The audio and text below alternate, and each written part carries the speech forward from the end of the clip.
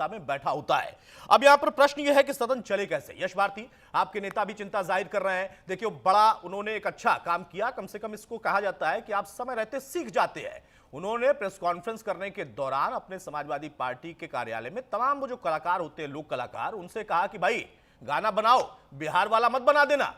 वहीं नेता जो कि कल तक बिहार में सरकार बनवाने का दावा कर रहे थे, कम से कम उन्होंने सीखा और ये अच्छी चीज है। मैं तो इसको व्यक्तिगत तौर पर मानता हूं कि सीखना चाहिए। उन्होंने सीखा कि भाई गाना बनाओ, ऐसे मत बनाओ जो कि हमारे खिलाफ चले जाए। और उन्होंने बकायदा मीडिया से भी अपील की कि भाई एआई का जमाना है, कोई गाना ऐसा बने हो हमारी तरफ मत कर देना कि हमने बनाया है। ये समय रहते सचेत होने वाले एक नेता की परिपक्वता है और मैं देखता हूं कि यहां अखिलेश में वो है। लेकिन सदन के अंदर आते ही वो चाहे सत्ता पक्ष हो विपक्ष हो, सब एक सुर में कहते हैं कि नहीं हमें सदन चलवाना है, सब उसकी तैयारी करके आते हैं। लेकिन नतीजा क्या निकलता है वही जो आज हमने सुबह देखा। सपा की भूमिका क्या रहेगी इस बार? अतुल जी, अभी अनंत अमित जी से जब बात की जा रही थी और एसआईआर के मुद्दे पे बात हो रही थी, हमारे बीएलओ ने जो जान गंवाई है, जो तनाव में रहते हैं, वो प्रमाण पत्र मांग रहे हैं कि नहीं नहीं आप प्रमाण पत्र दीजिए कि एसआईआर के काम में ही उनकी मृत्यु हुई। अब ऐसा प्रमाण पत्र विपक्ष कहां से छाप के देगा ये पता नहीं, तभी अनंत अमित जैसे भारतीय जनता पार्टी के लोग मानेंगे, अन्यथा इनको स्वीकार ही नहीं है कि बीएलओ के ऊपर तनाव। खैर वो उनका अपना है, क्योंकि इन्होंने तो सुप्रीम कोर्ट में हलफनामा दिया था कि पूरे देश में कोविड के समय एक भी आदमी पैदल मजदूर नहीं चला। तो इतना सफेद झूठ बोलने की कला, ड्रामा और नौटंकी भारतीय जनता पार्टी को सिखाई जाती है। इसीलिए पहले दिन इनको ड्रामा याद आ गया कि संविधान को छू करके, संसद को छू करके कैसे उसको प्रणाम करके बदलना है। ये ड्रामा करने की ट्रेनिंग केवल भारतीय जनता पार्टी में सिखाई जाती है और वो काम लगातार चल रहा है। यहां भी उसी तरीके से ड्रामा करके वोटर को बताने की कोशिश की जा रही है। एसआईआर तमाम बार हुआ, तब चुनावी प्रक्रिया तमाम बार हुई, लेकिन कभी भी घुसपैठिए और बांग्लादेशी और पाकिस्तानी ये सब माहौल नहीं निर्मित किया गया। ये निर्मित किया जा रहा है। क्या चुनाव आयोग कह रहा है कि हम बांग्लादेशियों को बाहर कह रहे हैं, हम पाकिस्तानियों को बाहर कर रहे हैं? वो अपनी वोटर लिस्ट शुद्ध करने की बात हो रही है। एसआईआर एक प्रक्रिया है, एसआईआर एक प्रक्रिया है रिवीजन की, और रिवीजन हो रहा है, ठीक है।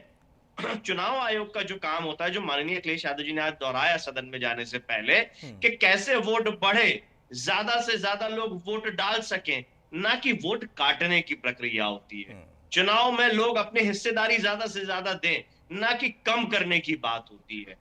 अगर हिस्सेदारी कम हो रही है यानी लोकतंत्र कमजोर हो रहा है, संविधान को कमजोर करने का काम किया जा रहा है, और ये भारतीय जनता पार्टी के लोग काम कर रहे हैं। हम अगर इस बात को आवाज उठा रहे हैं या सभी लोग इसकी आवाज उठा रहे हैं, तो भारतीय जनता पार्टी क्यों खामोश है? अगर हम कह रहे हैं कि एसआईआर के माध्यम से बीएलओ की हत्या हो रही है, बीएलओ बेचारे अपनी जान गंवा रहे हैं, तो भारतीय जनता पार्टी के लोगों को क्यों आपत्ति है? उनको तो इस बात में साथ खड़ा होना चाहिए कि हाँ अगर तनाव है तो तनाव मुक्त होना चाहिए। 7 दिन आगे बढ़ाए ना आखिर चुनाव आयोग ने, 7 दिन बढ़ाए ना, 6,000 से 12,000 रुपए मानदंड किया ना। तो ये बताता है कि अब चुनाव आयोग भी समझने लगा ना थोड़ा थोड़ा कि हाँ दबाव है, लेकिन अभी पूर्ण रूप से नहीं समझ पा रहा कि 6,000 से 12,000 रुपए अगर हमने दुगनी तनख्वाह कर दी है, मानदेय दुगना कर दिया यानी तनाव दुगना है।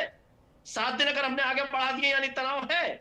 लेकिन भारतीय जनता पार्टी के आनंद जी जैसे लोगों को नहीं दिखेगा, क्योंकि इन्होंने तो मोदी जी का चश्मा पहना है ना, वो ड्रामे वाला चश्मा। तो ड्रामा तो करना पड़ेगा, और अगर ड्रामा नहीं करेंगे, सनातन नहीं करेंगे का चश्मा पहना है क्या? राम मंदिर के कार्य कहलाने के लिए ऊपर गोली चलाने वाले बता रहे थे। और पता का नाम है नया भारतीय जनता पार्टी का बड़ा विशाल कार्यालय, जो दुनिया का सबसे बड़ा कार्यालय है, वो ड्रामा सेंटर ही खोला गया है।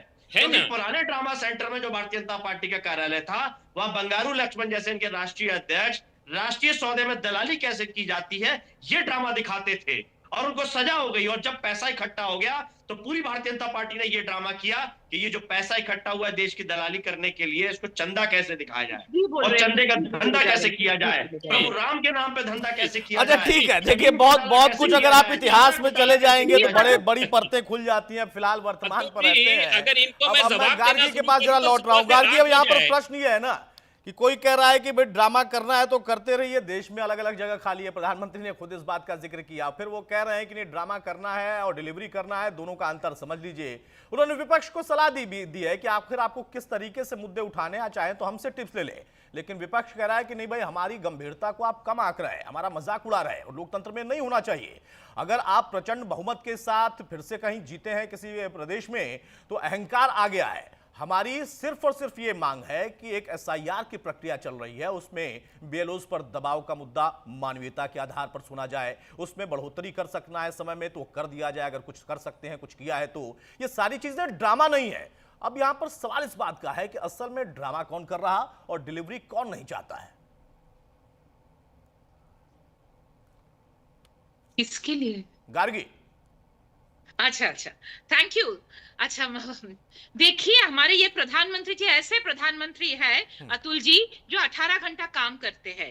तो इसीलिए विपक्ष के लोग जो है ना, जो राहुल गांधी घूमते रहते हैं, उनके पास जाके सलाह ले सकते हैं। और मेरे कांग्रेस के मित्र के लिए एक सलाह और भी है, मैं उनको याद दिला दूं। उन्होंने अरुण जेटली जी का नाम लिया, तो अरुण जेटली जी ने और एक बात कहा था विपक्ष के बारे में। बोला था विपक्ष अभी क्या हो गया हमारे देश में, कंपल्सिव कॉन्ट्रारियंस।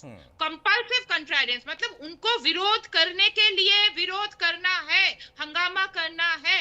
देखिए, संसद एक ऐसे जगह है जहाँ पे बिल्स, कितने सारे बिल्स है, इस बिल्स को पास करना है। लेकिन अगर आप स्लोगन देंगे, नारा लगाएंगे, वो जगह नहीं है संसद। विपक्ष को समझना चाहिए। आए ना, राहुल गांधी का अटेंडेंस कितना है, इनको पूछिए, कांग्रेस से जो मित्र है उनको पूछिए, पूरे पार्लियामेंट सेशन में बीजेपी से भी पूछिए उनका कितना अटेंडेंस था राहुल गांधी का। तो अगर उनका मुद्दा है, आइए ना, मुद्दे पे बात कीजिए जरूर। लेकिन विपक्ष का, इट्स अनफॉर्चुनेट कि जो डेमोक्रेसी में जो विपक्ष का रोल है वो नहीं निभा रहे हमारे यहाँ पे। और जो एसआईआर को लेके बात कर रहे हैं ना, कोई भी मृत्यु हो वो दुखद है, लेकिन उसके ऊपर एसआईआर का जो नाम दे रहे हैं, बंगाल में क्या हो रहा है हमें पता है। आपको मैं एक दो कहानी बोलूं कि बंगाल में बीएलओ के ऊपर प्रेशर किससे है, टीएमसी के लोगों से है। ऑडियो कॉल सुना, जो दीपक महतो बीएलओ था उसको जामिरुल इस्लाम मोल्ला धमका रहे हैं। मालदा में क्या हुआ, लवली खातून बांग्लादेश से आया, इनको दिख नहीं रहे हैं कि बंगाल के बॉर्डर में क्या हो रहे हैं। कितने सारे बांग्लादेशी खड़े हैं, संदेशखाली की जो महिलाएं हैं वो प्रोटेस्ट कर रहे हैं कि यहाँ पे बांग्लादेशी है। तो लवली खातून बांग्लादेशी, जिनको टीएमसी ने मालदा के पंचायत प्रधान बनाया था, फिर जब पता चला उनको निष्कासित किया गया, तो वहां के जो बीएलओ है उनके पास रहमान एक सेकंड सुनिए, मैं आपको नहीं टोका था। जो बीएलए मेरे को आपसे जानकारी चाहिए थी, आप विश्लेषक हैं तो आपको विश्लेषण चाहिए था मुझे। लवली खातून का नाम लीजिए, अभी मारपीट हुआ किसी बीएलओ का। अतुल जी, क्या मैं वो बीएलओ के पति हॉस्पिटलाइज्ड है, बीएलओ के पति अतुल भाई, ये केवल सिर्फ एसआईआर होने के कारण हो रहा है। और ये, हाँ, बांग्लादेश जाना चाह रहे हैं एसआईआर के कारण। आपके जो इंडिया अलायंस के पार्टी है टीएमसी, भाई साहब, आपके जो इंडिया अलायंस के पार्टी है ना टीएमसी, तो आप ही के साथ है, दीदी तो आपके साथ है, दीदी के तो भाई है। ऐसी बातों से लग रहा है आप किसी के साथ में आप विश्लेषण नहीं कर रही हैं। भाई मैं बंगाल के जो दुख है ना वो मुझे दिखता है। आपसे विश्लेषण की उम्मीद है। अगर बांग्लादेशी बंगाल बॉर्डर पे खड़े हुए हैं तो क्या वो एसआईआर उसकी वजह है? अब इसमें बड़ी बारीक रेखा है ना, इसमें देखिए यश भाई और अंश दोनों के लिए मैं कहूंगा इसमें बड़ी बारीक रेखा है।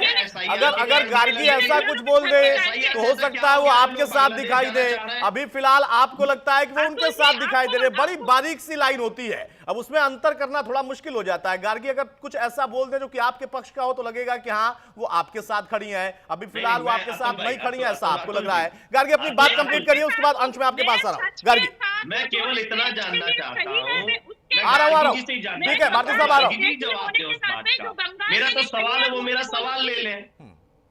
मेरा तो आप सवाल ले लें, मेरा आपसे निवेदन है, आग्रह है, विनम्रता से आग्रह है कि आप मेरा सवाल ले लें और उस पर सुन लीजिए यश भाई पूछिए। मैं आपको किसी साइड में नहीं डाल रहा। हाँ, यश भाई पूछिए। कहा मैंने उस बात से समझा और आगे उस बात को ले जाना चाहूँ, दर्शकों का भी ज्ञानवर्धन होगा। क्या बांग्लादेश के बॉर्डर पे कलकत्ता में, बंगाल में जो भीड़ लग गई, आप कह रहे हैं, लोग कह रहे हैं बांग्लादेश, या क्या एसआईआर की वजह से है? क्या एसआईआर हो रहा है इसीलिए वो बांग्लादेश भाग रहे हैं, या कुछ और कानूनी प्रक्रिया चल रही है? एसआईआर से अगर भागने की बात आ रही है तो ऐसी कौन सी जानकारियां मांगी जा रही हैं कि जो लोग भाग रहे हैं? गार्गी साहब, ये आपने खुद नहीं देखा क्या कि क्या बीएसएफ नहीं बोल रहे थे? मैंने देखा, मैं तो आपकी बात सुन के आपसे जवाब चाहता हूँ। हाँ, इसीलिए एसआईआर के लिए भी। और आपको अगर पता है 2025 में एक फॉरेनर्स एक्ट भी हुआ, तो उनको पता चला, वो अभी डर रहे हैं एसआईआर के वजह से और भाग रहे हैं। ससुर को बाबा बना के, पाप बना के उनका नाम है। आपने देखा नहीं वोटर आईडी कार्ड? दीदी क्या बोलते हैं इन लोगों को? दीदी के लिए ये दूध देने वाले गाय है, दीदी बोलते हैं दूध दे, अच्छा ठीक है, मैं अभी सभी को रोक रहा हूं। देखिए ये कुछ हकीकत है जिसको अगर यहां पर बैठे हुए कुछ पार्टी के लोग जो कि विपक्ष में है वो न माने, लेकिन उनके न मानने से वो सच्चाई नहीं बदलेगी। हाँ, कुछ जगहों पर देखिए उत्तर प्रदेश से घटनाएं सामने आई हैं